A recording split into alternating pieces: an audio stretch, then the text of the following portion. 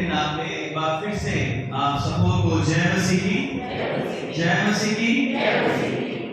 परमेश्वर का हम धन्यवाद करते हैं कि हम उसके भवन में हैं और उसके भवन में होना और कहीं के 1000 वर्षों से या उत्तम से उत्तम जगह से भी जो है परमेश्वर के भवन में होना सर्वोत्तम बात है। तो हम प्रभु की महिमा करते हैं कि एक बार हम उसके भवन में फिर से आए हैं और आकर हमने उसकी महिमा की है और बच्चों ने कितने अच्छे गीत अच्छे से गाए हैं। परमेश्वर का हम धन्यवाद करते हैं। तो आइए हम वचन पर मनन करने से पहले अपने आप को परमेश्वर के हाथों में सौंप दें और उसके पवित्र आत्मा की अगुवाई मांगे कि वो हमारी सहायता करे ताकि हम इनकी वचनों को बोलने और सुनने में उसकी अगुवाई को प्राप्त करें और उसका अनुग्रह हम पर हो। आइए प्रार्थना करें। सर्वशक्तिमान पिता परमेश्वर, एक बार फिर से बड़ी दीनता नम्रता के साथ हम आपके चरणों में आते हैं। आपका धन्यवाद करते हैं कि आप हमें बार बार ये मौका देते हैं कि हम आपके भवन में आए, आपकी आराधना करें, स्तुति करें, आपके साथ संगति करें और पिता परमेश्वर आपके वचन को सीखें, समझें और सुनें। खासकर इस समय जब हम आपके वचन पर मनन करने जा रहे हैं, हे पवित्र आत्मा आप हमारी सहायता करें, क्योंकि आपके बिना हम कुछ भी नहीं समझ सकते हैं। हमें सिखाइए, हमें समझाइए ताकि हम जो बोले जो सुने वो आपकी ओर से हो और हम सब के लिए आशीष में हो। प्रभु यीशु मसीह के नाम से मांगते हैं, आमीन। आज के जो वचन के हिस्से हमारे सामने पड़े हुए हैं नई नियम में से बहुत सारे हिस्से थे शाम को छोड़कर प्रेरितों का काम 22 से 31, भजन 67, प्रकाश कुमार के 22 से 5, यूना 36 से 7वीं आयत तक। और आज का जो दिन है हमारे लेक्चर के अनुसार 5th संडे आफ्टर ईस्टर और आज का जो थीम है spirit of love and truth is promised to the church. The spirit of love and truth is promised to the church. प्रभु यीशु ने वचन दिया है कि सत्य और प्रेम का आत्मा कलीसिया को प्राप्त होगा। सत्य और प्रेम का आत्मा कलीसिया को दिया जाएगा या कलीसिया को ये प्राप्त होगा। हम जानते हैं कि प्रभु यीशु मसीह ने अपनी मृत्यु से पहले यानी जब उनको क्रूस पर चढ़ाया गया उससे पहले कई बार यूहन्ना के 14वें 15वें 16वें अध्याय में बार-बार एक बात को रिपीट किया। प्रभु यीशु मसीह ने इसके ऊपर बार-बार जोर दिया कि मैं तुम्हें कभी अनाथ ना छोड़ूंगा, चेलों को कहा, और मैं अपने जाने के बाद तुम्हारे लिए एक सहायक को भेजूंगा। ना सहायक कहा गया कई बार, उसको कई बार सत्य का आत्मा, पवित्र आत्मा, तो ये तीनों शब्द जो है उसके लिए पवित्र आत्मा के लिए बार-बार प्रयोग में किए गए। यीशु मसीह ने बहुत ज्यादा जोर दिया इस बात के ऊपर इन 3-4 चैप्टर्स के अंदर कि मैं जो है तुम्हें एक सहायक भेजूंगा, मैं तुम्हारी सहायता के लिए पवित्र आत्मा को भेजूंगा। वो तुम्हें सिखाएगा, समझाएगा, वो मेरी गवाही देगा, वो मेरी महिमा करेगा और मेरी बातें तुम्हें स्मरण दिलाएगा और वो तुम्हें सत्य से पवित्र करेगा। तो ये बार-बार जब कोई बात की कही जाती है तो वो बहुत ज्यादा इंपॉर्टेंट हो जाती है। अगर कहीं भी हम किसी भी क्षेत्र में हैं, हम घर में हैं, परिवार में, अपनी जॉब में हैं, यदि कोई व्यक्ति हमें बार-बार किसी चीज के लिए अलर्ट कर रहा है, कह रहा है कि नहीं ऐसा करना है, ऐसा नहीं करना है, या ये चीज ऐसे है, तो इसका मतलब है कि वो व्यक्ति उस चीज के ऊपर बहुत ज्यादा फोकस कर रहा है, जोर दे रहा है, वो कह रहा है कि इसकी बहुत ज्यादा इंपॉर्टेंस है। इसलिए जब प्रभु यीशु मसीह की जब मृत्यु होने के बाद उनको पता था कि मैं उनका स्वर्गारोहण हो जाएगा, वो स्वर्ग पर चले जाएंगे, तो चेलों को सहायता की जरूरत है। क्योंकि चेले जो हम सब पहले भी हमने मनन किया किस तरह से वो यीशु मसीह की मृत्यु के बाद डर गए थे, इवन रिजरेक्शन के बाद भी जो है वो लोग विश्वास नहीं कर पा रहे थे कि यीशु मसीह सच में जी उठे हैं या नहीं जी उठे हैं। और उस समय में जब उनको सख्त किसी सहायक की जरूरत थी, उससे पहले ही प्रभु यीशु मसीह ने वायदा किया था कि मैं तुम्हारे लिए एक सहायक को भेजूंगा।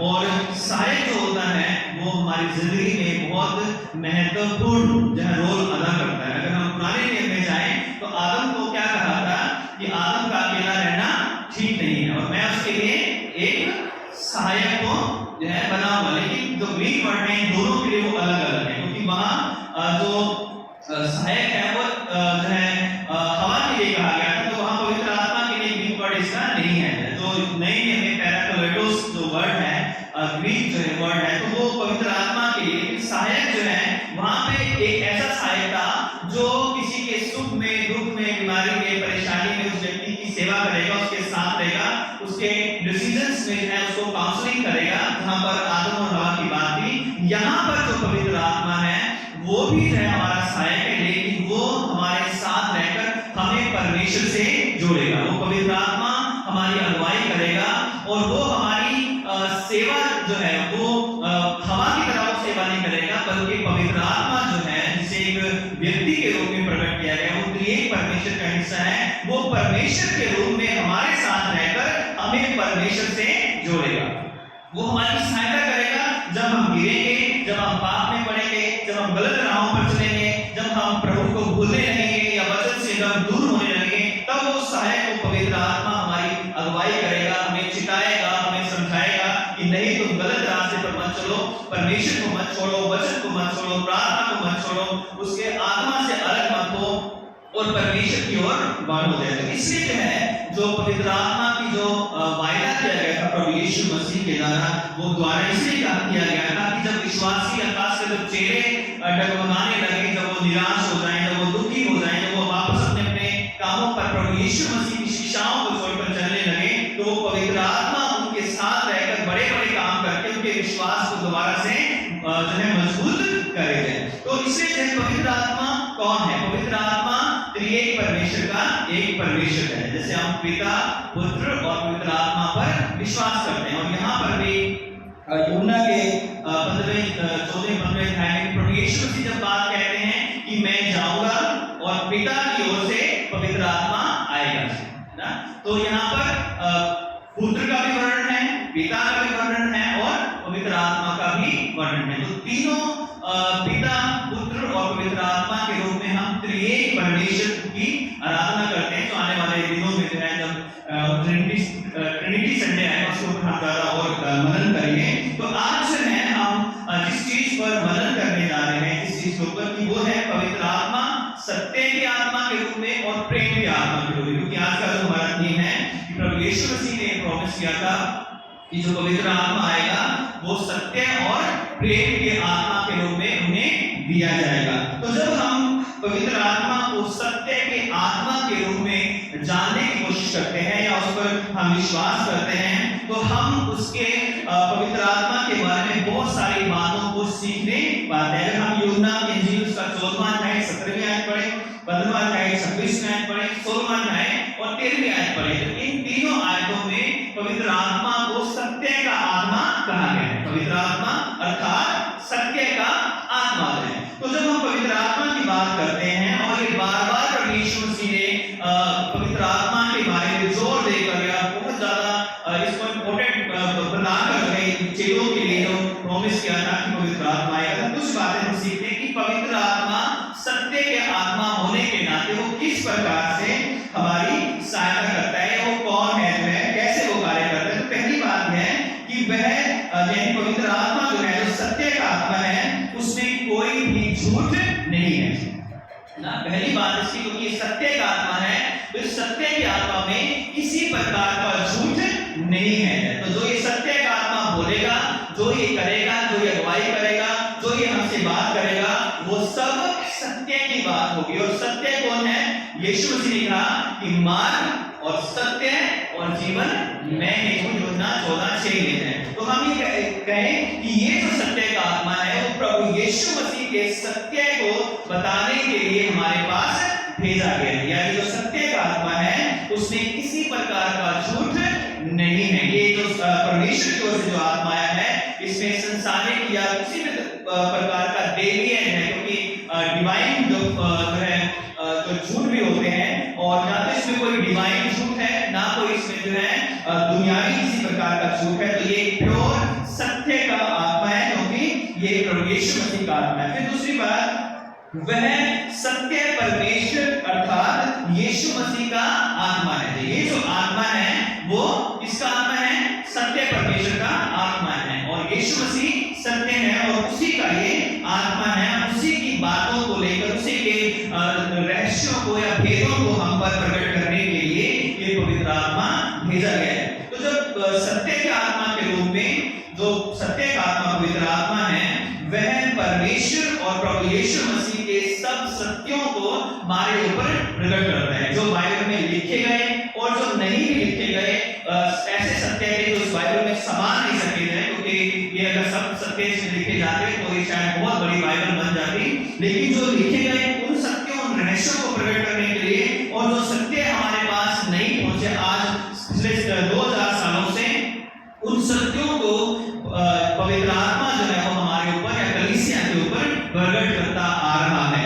और चौथी बात देखते हैं कि जो पवित्र आत्मा है वो विश्वासियों को उस सत्य में बने रहने के लिए सहायता करता है। जो लास्ट संडे हमने बात की थी कि तुम उसमें बने रहो और मेरी बातें तुम में बनी रही। तो हम कैसे बने रह सकते हैं? जब तक सहायक हमारे साथ ना हो तो हम किसी भी काम को नहीं कर सकते परमेश्वर में बने रहने के लिए। तो सहायक की बहुत ज्यादा जरूरत है, और इसलिए ये जो पवित्र आत्मा है, जो सत्य का आत्मा है, मसीह में या परमेश्वर में बने रहने के लिए हमारी सहायता करता है। यानी पवित्र आत्मा हमारे मदद करता है, सहायता करता है ताकि हम प्रभु यीशु मसीह में उसकी शिक्षाओं में बने रह सके। ये जो आत्मा है, पवित्र आत्मा, सत्य का आत्मा है, वो सताव, परीक्षाओं में विश्वासियों के साथ खड़ा रहता है। वो हर तरह की बीमारी, परेशानी, दुखों में, परीक्षाओं में, बाहरी सताव में, जब लोग हमें सताते हैं, चाहे वो हमारे विश्वास के कारण, हमारी गवाही के कारण, तो पवित्र आत्मा हमें वचन देता है, हमारी सहायता करता है। लूका में लिखा हुआ है कि जब लोग तुम्हें महापंचायतों में सौंप दें और कचहरियों में लेकर जाएं, तो तुम अपने आप से कुछ मत बोलना है, कुछ मत सोचना कि हम क्या बोलेंगे, क्योंकि उसी घड़ी पवित्र आत्मा के द्वारा तुम्हें बता दिया जाएगा कि तुम्हें क्या कहना है। यानी जब आप सताव में होगे, जब हम दुख में होगे, जब हम किसी परेशानी में होगे, तो ये जो सत्य का आत्मा है हमारे ऊपर ये प्रकट करेगा कि हमें क्या बोलना है और क्या नहीं बोलना है। तो सत्य का आत्मा विश्वासियों को परीक्षाओं में, दुखों में, निराशाओं में हमारे साथ रहकर हमें दृढ़ करता है, और हमें जो है जब सताव हमारे ऊपर आता है, अगर हम 16वीं अध्याय की 2-3 आयतें शुरू में पढ़ते हैं तो वहां पे भी लिखा है कि लोग तुम्हें आराधनालयों में ले जाएंगे, सताएंगे, तुम्हें बुरा भला कहेंगे, तो उस समय चुपचाप रहना, पवित्र आत्मा का इंतजार करना है, क्योंकि पवित्र आत्मा तुम्हें बताएगा कि क्या बोलना है और क्या नहीं बोलना है। तो छठी बात जो है कि जो पवित्र आत्मा है, यानी सत्य का आत्मा, पिता पुत्र की गवाही देता है। बिना पवित्र आत्मा के हम पुत्र और पिता की गवाही नहीं दे सकते, क्योंकि पवित्र आत्मा हमारी सहायता करता है कि हम उसके द्वारा पिता और पुत्र की गवाही दें। अगर हम 26वें आयत में पढ़े लिखा है, परंतु जब वह सहायक आएगा जिसे मैं तुम्हारे पास पिता की ओर से भेजूंगा, अर्थात सत्य का आत्मा जो पिता की ओर से निकलता है, वह मेरी गवाही देगा। यानी पवित्र आत्मा अर्थात सत्य का आत्मा जो हमें दिया गया है, वो प्रभु यीशु मसीह की गवाही देने में हमारी सहायता करता है। हमें वचन के द्वारा जो गवाही हमें मिलती है, पवित्र आत्मा के द्वारा हमें वो गवाही प्राप्त होती है, क्योंकि जब हम पवित्र आत्मा पर विश्वास करते हैं तो पवित्र आत्मा हमें पिता और पुत्र की गवाही देता है। इसलिए जो सत्य का आत्मा है वो हमें गवाही, पिता और पुत्र की गवाही देता है। साथ ही बात वह सारे झूठ और झूठे बंधनों से, झूठ के हर प्रकार के बंधनों से हमें आजाद करता है, स्वतंत्र करता है। अगर हम यूहन्ना 8:32 पढ़ें तो लिखा है कि तुम सत्य को जानोगे और सत्य तुम्हें स्वतंत्र करेगा, आजाद करेगा। तो जब हम सत्य को यानी परमेश्वर को जानते हैं, प्रभु यीशु मसीह को जानते हैं, पवित्र आत्मा जो सत्य का आत्मा है उसको अपने जीवन के अंदर हम ग्रहण करते हैं, तो वो हमें हर प्रकार के झूठे बंधनों को या झूठी शिक्षाओं को, झूठी बातों को पहचानने में हमारी मदद करता है, और उन झूठे बंधनों से, झूठी बातों से, हर प्रकार के झूठ से, उन बंधनों से हमें क्या कर देता है? आजाद करता है। और जब हम पवित्र आत्मा को प्राप्त करते हैं, जब पवित्र आत्मा हमारे अंदर होता है, तो हमारे अंदर झूठ नहीं हो सकता, हमारे अंदर किसी प्रकार के झूठे बंधन भी ठहर नहीं सकते हैं। इसलिए जो सत्य का आत्मा है वो हमें झूठे बंधनों से स्वतंत्र करता है। सत्य का जो आत्मा है वो परमेश्वर के सत्य वचनों को पढ़ने में, समझने में और उन पर चलने में हमारी सहायता करता है। जो सत्य का आत्मा है वो परमेश्वर के वचन को पढ़ने में, सुनने में और उस पर चलने में हमारी सहायता करता है। यदि हमारे अंदर पवित्र आत्मा नहीं है तो तो हम कितना भी वचन पढ़ लें या कितना भी वचन को जान लें तो हम उस पर चल नहीं पाएंगे। हमें नॉलेज तो हो जाएगी कि हमें ये भी पता है, वो भी पता है, ये यहाँ लिखा है, वहाँ लिखा है, लेकिन वचन पर जो है बाइबल लिखा है कि केवल सुनने वाले नहीं बल्कि वचन पर चलने वाले भी बनो। और पवित्र आत्मा अर्थात सत्य का आत्मा हमारी सहायता करता है कि हम उस परमेश्वर के वचनों पर जो हमें पवित्र शास्त्र में दिए गए हैं उन वचनों पर हम चल सकेंगे। इसलिए पवित्र आत्मा जो है सत्य के आत्मा के रूप में ये काम हमारे लिए करता है। दूसरी जो बात है कि जो प्रेम का आत्मा, पवित्र आत्मा को प्रेम का आत्मा भी कहा गया। हालांकि यूहन्ना के 13वें 14वें 15वें 16वें अध्याय में डायरेक्टली पवित्र आत्मा को सत्य का आत्मा प्रेम का आत्मा नहीं कहा गया, लेकिन बिना प्रेम के जो है हम पवित्र आत्मा की कल्पना नहीं कर सकते, क्योंकि गलातियों उसका 5वां अध्याय उसकी 22वीं आयत की जो में लिखा हुआ है कि आत्मा के यानी पवित्र आत्मा के फल क्या है? प्रेम। पहला फल क्या है?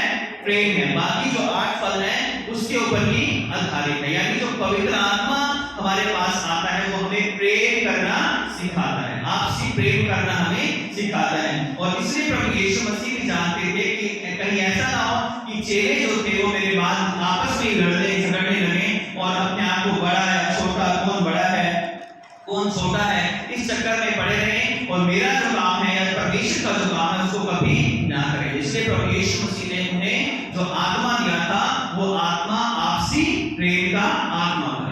और इसलिए जो है चेले जो थे वो यीशु मसीह के पवित्र आत्मा को पाने के बाद प्रेरितों के काम दूसरे अध्याय में, तो वो सारे चेले एक जगह इकट्ठे होकर मिलकर क्या कर रहे थे? प्रार्थना कर रहे थे। जब पवित्र आत्मा उनके ऊपर आया पेंटिकोस्ट के दिन, तो वो सब मिलकर क्या कर रहे थे? प्रार्थना कर रहे थे। और वो उनकी यूनिटी को दर्शाता है कि आप उनके अंदर पहले की तरह वो लड़ नहीं रहे कि तुम में से कौन बड़ा होगा, कौन छोटा होगा, कौन यीशु मसीह के दाहिनी ओर बैठेगा, कौन उसके बाईं ओर बैठेगा, और कौन हमें बड़ा है, कौन यीशु का प्रिय है और कौन उसका प्रिय नहीं है। तो पहले तो यीशु मसीह के संग में कई बार आपस में झगड़ते रहते थे कि हम में से बड़ा कौन है, जो हमें क्या मिलेगा।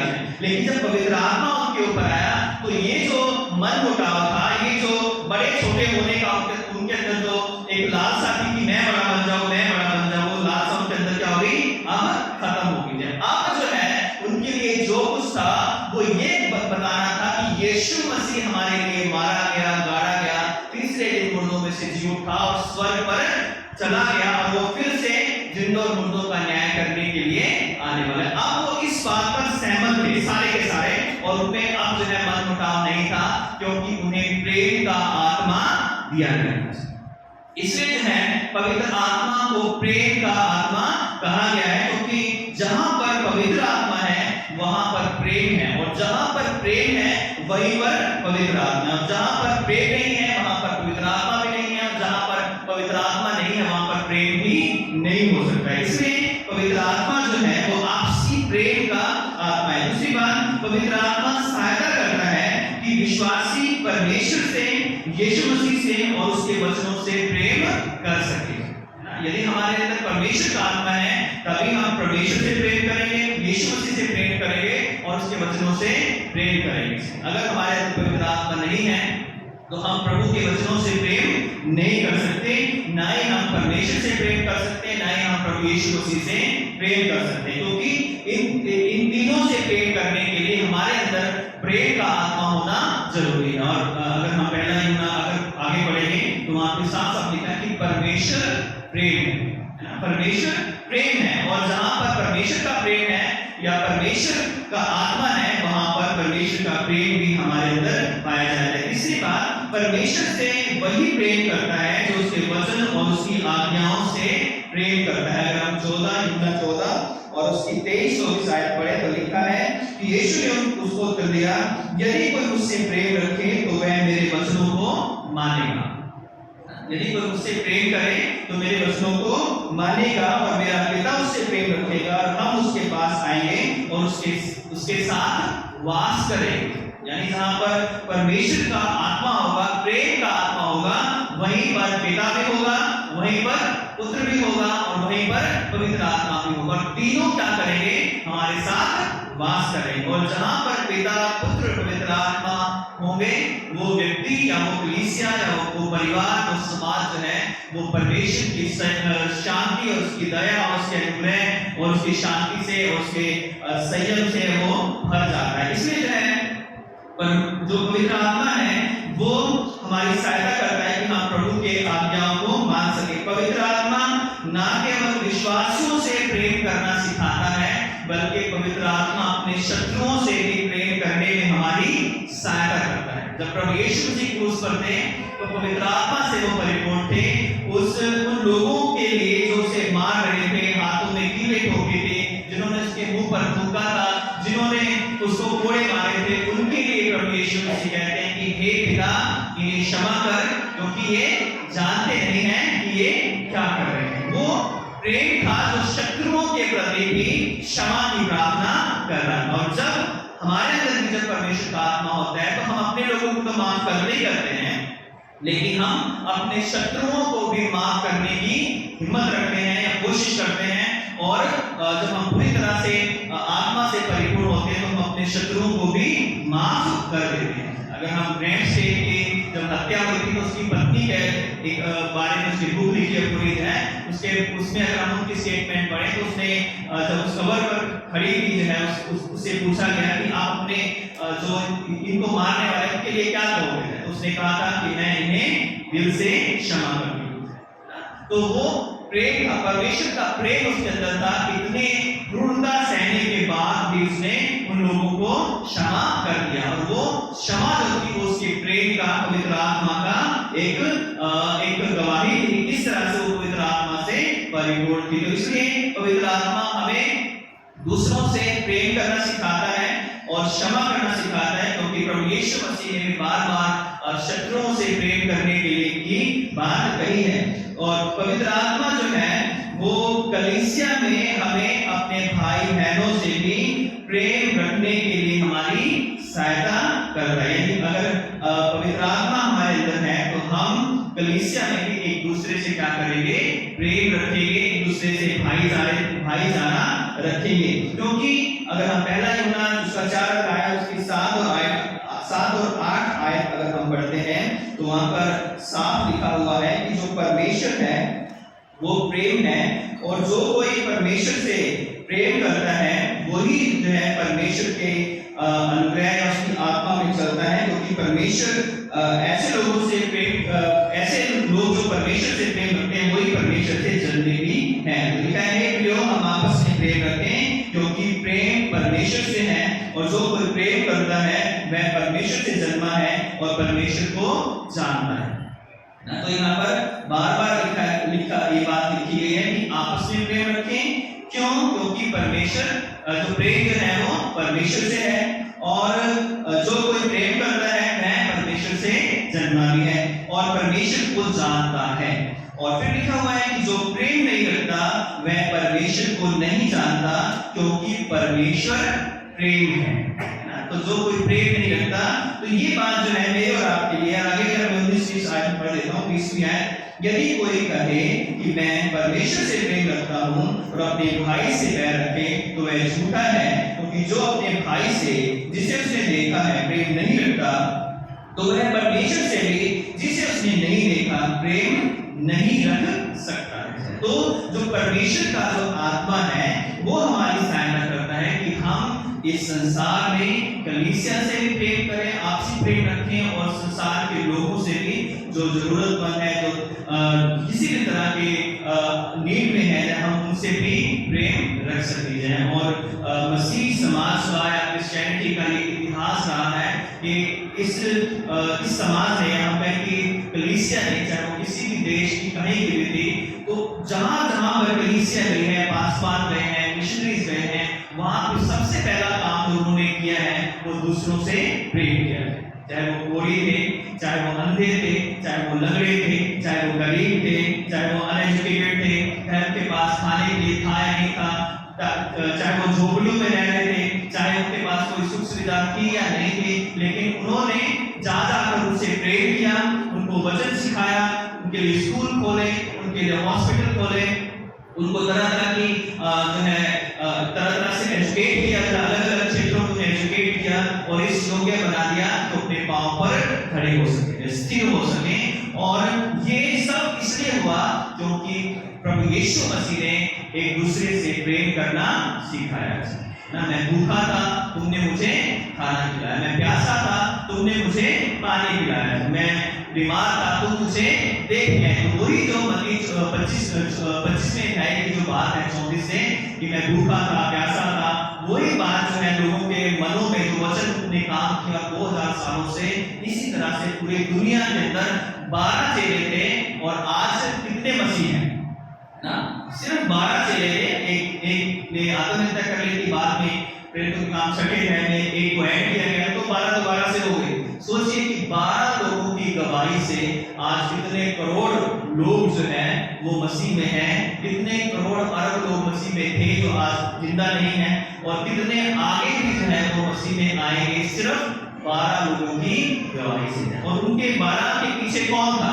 उन 12 के पीछे पवित्र आत्मा था, क्योंकि जब तक पवित्र आत्मा नहीं आया था तब तक वो गवाही नहीं दे सकते। इसलिए प्रेरितों का काम पहला अध्याय 8वीं आयत 1 से 8 पढ़ेंगे तो वहां पर प्रभु यीशु मसीह ने साफ साफ कहा, जब तक पवित्र आत्मा तुम पर ना आए तब तक तुम यरूशलेम में ठहरे रहना, और जब पवित्र आत्मा तुम पर आएगा तब तुम मेरे गवाह ठहरोगे ना। यरूशलेम, यहूदिया, सामरिया और पृथ्वी के छोर तक तुम मेरे गवाह ठहरोगे। तो पवित्र आत्मा के बिना जो है वो 12 चेले कुछ भी नहीं थे। और जब पवित्र आत्मा उनके ऊपर आया तो पतरस ने जब प्रचार किया था तो पहले ही दिन 3000 लोगों ने बपतिस्मा लिया था। जबकि वो यीशु मसीह के साथ थे तो शायद उन्होंने 3.5 साल में भी 3000 लोगों को बपतिस्मा नहीं लिया। लेकिन जब यीशु मसीह के द्वारा पवित्र आत्मा उनके पास भेजा गया, उनके जीवन में उतार दिया गया, उनके शरीरों में वो आत्मा आ गया, तब वही पतरस जो डर के भाग गया था, वही अन्य चेले जो अपने काम पर चले गए थे, अब वो बोल्डली जो है वो चौराहों पर जाकर रोगी से सैनिक थे, मायावी शासक थे जिन्होंने यीशु मसीह को क्रूस पर चढ़ाया, उन सब के सामने जाकर प्रचार कर रहे हैं कि तुमने हमारे प्रभु यीशु मसीह को क्रूस पर चढ़ा दिया है। और जब लोगों ने पूछा कि अब हम क्या करें तो पतरस ने कहा कि मन फिराओ, पश्चाताप करो और प्रभु यीशु मसीह की तरफ लौट कर आओ, उस पर विश्वास करो, उसके नाम से बपतिस्मा लो। और जब बपतिस्मा लोगों ने लिया तो पवित्र आत्मा की सामर्थ से 3000 लोग एक ही दिन में बचाए गए। और वही जो दिन था वो कलीसिया का एक फाउंडेशन डे था। उसी दिन जो है कलीसिया का निर्माण हुआ और उसके बाद पूरे संसार में पवित्र आत्मा के कामों को आज भी हम देखते हैं। बड़े बड़े टीवी में भी हम चैनल्स देखते हैं, मसीह प्रोग्राम देखते हैं, और हम मैगजीन पढ़ते हैं, हम बुक्स पढ़ते हैं, हम क्रिश्चियनिटी की हिस्ट्री पढ़ें, और आज पूरे दुनिया के अंदर प्रभु यीशु मसीह के नाम ने हलचल को मचा रखा है। जहां पवित्र आत्मा काम कर रहा है वहां लोगों के जीवन बदल रहे हैं, वहां बीमार चंगे हो रहे हैं, वहां गवाहियां हो रही हैं, वहां लोग जो है आशीष पा रहे हैं। हम अपने चर्च में हम गवाहियों को देखते हैं कि जब हम गवाही का संडे रखते हैं तो जो है हमारे पास शायद पूरा दिन निकल जाएगा हम गवाहियों को सुने हैं किस तरह लोगों के जीवन में पवित्र आत्मा ने काम किया है, और किस तरह आज भी आपको और मेरे जीवन में परमेश्वर प्रतिदिन अद्भुत काम कर रहा है ना। प्रतिदिन वो हमारे जीवन में काम करता है, हमारी सोच से बढ़कर, हमारी समझ से ज्यादा जो है आज पवित्र आत्मा हमारे साथ काम कर रहा है। और इसलिए हमें जरूरी है कि जो आत्मा हमारे सहायक के रूप में दिया गया है उसकी सहायता हम निरंतर लेते रहे।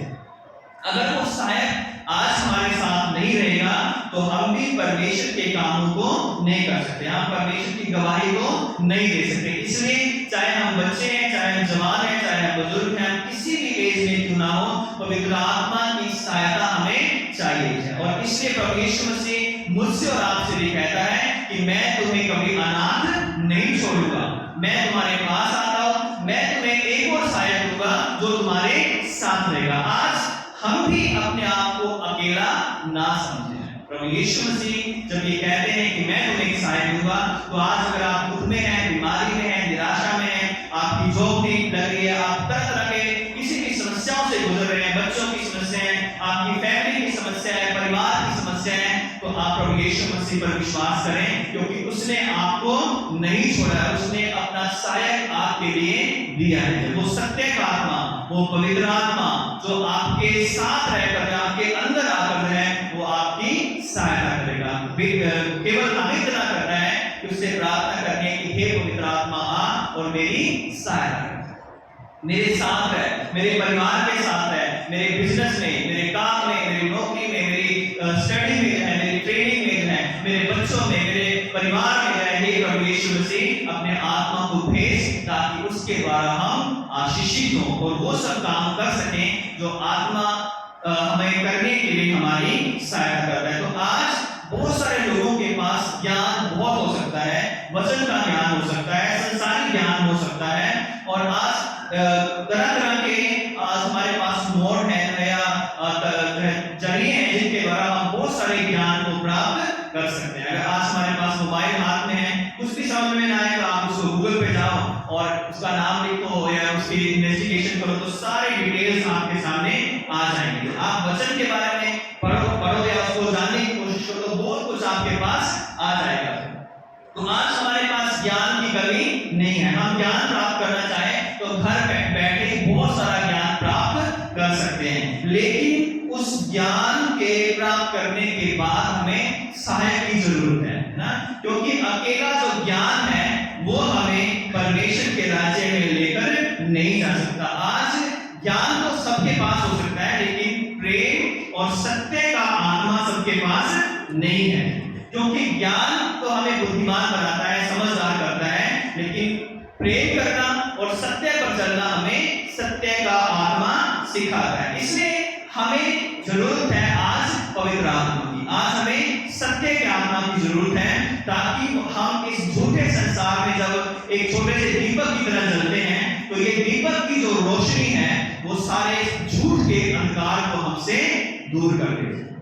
और इसलिए हमें उस ज्योति को, उस सत्य की ज्योति को, उस प्रेम की ज्योति को अपने अंदर जलाए रखना है। अगर हमारे पास सब कुछ है, ज्ञान भी है, समझ भी है, पैसा भी, सब कुछ है, लेकिन प्रेम और सत्य हमारे अंदर नहीं है, तो हम अपने आप में ही खुश हो सकते हैं, परमेश्वर हमसे प्रेम नहीं करेगा। और परमेश्वर से प्रेम करने के लिए हमें सबसे ज्यादा जो आज जरूरत है वो प्रेम की जरूरत है। इसलिए पहला ग्रंथियों उसका 13वां अध्याय अगर हम पढ़ें तो लिखा है कि यदि मैं मनुष्यों और स्वर्गदूतों की बोलियां बोलूं और प्रेम न रखूं तो मैं ठनठनाता हुआ पीतल और छनछनाती हुई झांझ हूं। और यदि मैं भविष्यवाणियां कर सकूं और सब भेदों और सब प्रकार के ज्ञान को समझूं और मुझे यहाँ तक पूरा विश्वास हो कि मैं पहाड़ों को हटा दूं, परंतु प्रेम न रखूं तो मैं कुछ भी नहीं हो जाए। और यदि मैं अपनी संपूर्ण संपत्ति कंगालों को खिला दूं, यदि अपनी देह जलाने के लिए दे दूं और प्रेम न रखूं तो मुझे कुछ भी लाभ नहीं होगा। तो ये आज मुझे और आपको देखना है कि हमारे पास सिर्फ ज्ञान ही है या हमारे पास सत्य का आत्मा और प्रेम का आत्मा भी हमारे अंदर है। और जहां पर प्रेम और सत्य का आत्मा होगा वहां झूठ नहीं होगा और वहां पर लड़ाई झगड़े नहीं होंगे, वहां पर दोषारोपण, निंदा, चुगलियां, बुराइयां, एक दूसरे को नीचा दिखाना, घमंड करना अपने ऊपर, अपने पैसे पर या अपनी चीजों के ऊपर, अपने किसी भी काम के ऊपर, अपनी सुंदरता पर है घमंड, वहां पर होगा जहां पर परमेश्वर का आत्मा, उसका प्रेम नहीं है। इसलिए आज हमें प्रेम और सत्य का आत्मा, दीनता और नम्रता का आत्मा जो हमें परमेश्वर से जोड़े, जो हमें आत्मिक रीति से मजबूत करे, उस आत्मा की हमें आवश्यकता है, जिसका वायदा प्रभु यीशु मसीह ने किया था कि मैं तुम्हें सत्य और प्रेम का आत्मा दूंगा। और प्रभु यीशु मसीह आज मुझसे और आपसे यही चाहता है कि मैं और आप आज सत्य और प्रेम के आत्मा में बने रहे, क्योंकि यदि हम यीशु मसीह में बने रहना चाहते हैं और यदि उसमें हम चल रहे हैं तो उसका जो आत्मा है वो सत्य और प्रेम का आत्मा हमें परमेश्वर से भी जोड़ता है, वो एक दूसरे से भी हमें जोड़ता है। तो बाइबल की सबसे बड़ी आज्ञाओं में यही आज्ञा है कि तो अपने परमेश्वर से, अपनी सारी बुद्धि से, अपने सारे प्राण से, अपनी सारी शक्ति से जाकर, और उसी के समान दूसरी आज्ञा ये भी है कि तू अपने पड़ोसी से अपने समान प्रेम रखना। और कोई भी अपने आप से दुश्मनी नहीं करता है, सब अपने आप से प्रेम करते हैं। इसलिए हमें आपसी प्रेम में परमेश्वर की आत्मा और सत्य में बढ़ते जाना। प्रभु आपकी और मेरी सहायता करें कि हम उसके आत्मा को अपने जीवन में बहने दें, उसे ग्रहण करें और उसके आत्मा के अनुसार चलें और अपने आप को उसके हाथों में सौंप दें, ताकि उसका